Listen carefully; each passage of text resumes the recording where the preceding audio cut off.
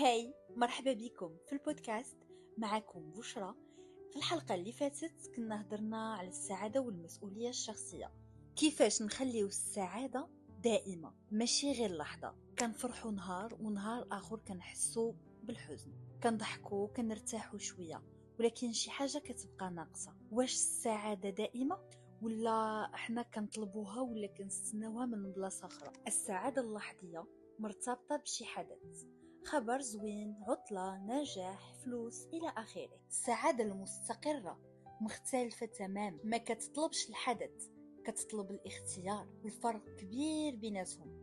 السعادة اللحظية كتطلب نزيد، والسعادة المستقرة كتطلب نوقف من المقارنة، نوقف من إرضاء الناس، نوقف من أنني نضغط على راسي باش نكون شي حاجة اللي ماشي هي أنا. بزاف ديال الحوايج كتكسر السعادة بلا ما نحسو. كنقولوا نعم عوض لا، كنسكتوا وحنا باغيين نهضروا، كنأجلوا الراحة ديالنا، وحتى الوقت اللي كنبغيو نرتاحوا فيه ما كيبقاش ديالنا، وكنسميو هذا الشيء الصبر. ولكن في الحقيقة راه استنزاف. السعادة المستقرة كتطلب الشجاعة، صغيرة ولكن يومية. الشجاعة تختار راسك بلا صداع بلا تبرير. وكاين واحد الفهم مهم، السعادة ماشي غياب الألم. ممكن نكونوا متألمين بزاف والصحة النفسية ديالنا ماشي حتى لهيه، وما كنحسوش بكل شيء منظم في حياتنا، وفي نفس الوقت كنمشيو في طريق صحيحة. السعادة المستقرة هي أنك تكون متصالح مع الطريق اللي ماشي فيها، وحتى إذا كانت صعيبة. باش نبنيو السعادة المستقرة كنحتاجو 3 ديال الحوايج. أولا الوعي مهم بزاف في السعادة، أنك تكون عارف وفاهم أنه أنت هو الممثل السعادة ديالك بوحدك، وأن السعادة ديالك ما كتعلق بحتى شي واحد. وشنو هي الحاجة اللي كتعطيني الطاقة وشنو اللي كيستهلك مني الطاقة.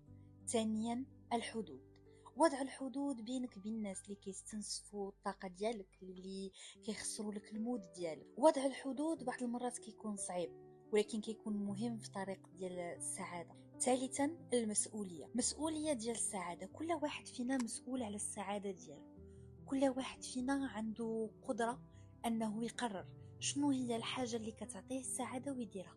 بعض المرات السعادة كتكون في أبسط الحاجات، أنك تجلس مع الناس اللي كتبغيهم وتشارك معهم غير كويس أتاي.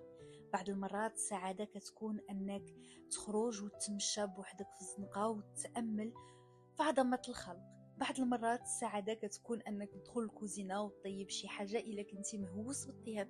بعض المرات السعادة كتكون أنك تجلس تتفرج شي فيلم غير في التليفون ولا في التلفزيون.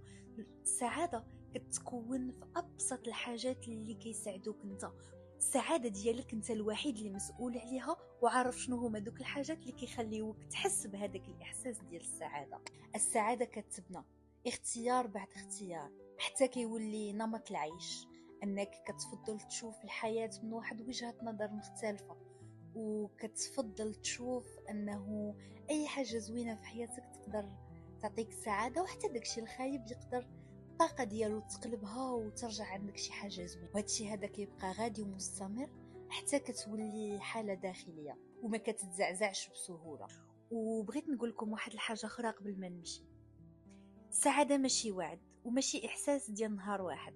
السعادة هي علاقة اللي كنكونوا مع راسنا كل نهار، واخا تكون غير خطوة صغيرة. إلا كنتي واعي راه كافي باش تكون سعيد.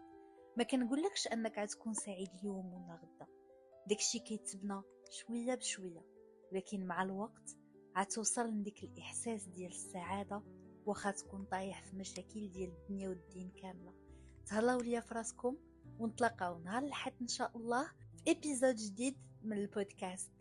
إلا وصلتي حتى لهنا وكان عجبك هذا الكونسيبت هذا، ما كرهتكش تخلي ليا كومنتير وتدعم لاشين بابوني، كومنتير، جيم وتبارطاجي. الناس اللي ديجا كيديروها شكرا جزيلا، راني فخورة بكم وعجبني الحال في اي كومنتير كنقراه واي جيم واي بارطاج.